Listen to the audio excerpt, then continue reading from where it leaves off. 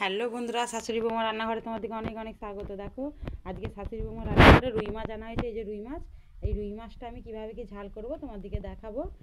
আর হচ্ছে পুরো ভিডিওটা তোমরা দেখো, তোমাদের ভালো লাগলে কমেন্ট করো কেমন লাগলো।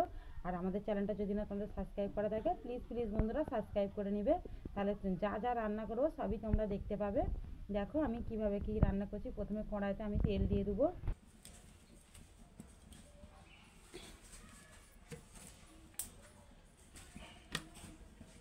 বন্ধুরা কড়ার তেলটা তেতে গেছে, মাছগুলো তুলে দেবো।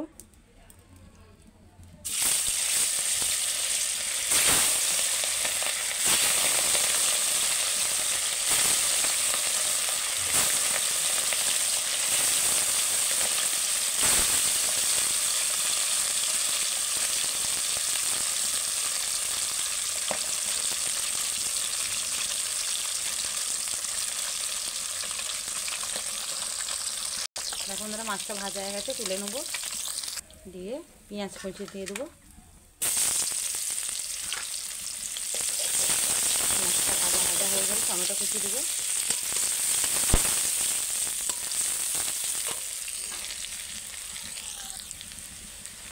টমেটো কুচিটা দিয়ে দেবো।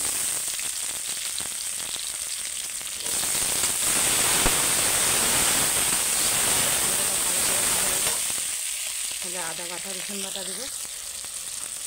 রসুন বাটা, আদা বাটা,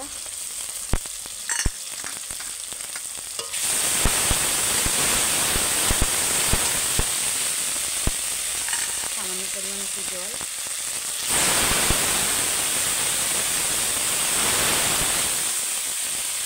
এখানে নিয়ে নিয়েছি আমি হলুদ গুঁড়ো, লঙ্কা গুঁড়ো, স্বাদ মতো নুন আর জিরে গুঁড়ো, ধনে গুঁড়ো। এটাও জল দিয়ে ধুয়ে দিয়ে দেবো।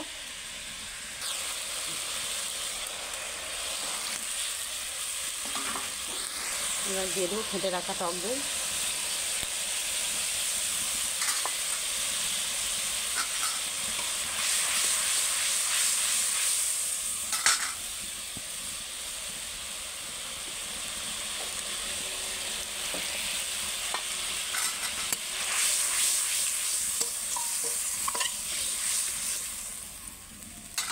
এবার মাছগুলো দিয়ে দেবো।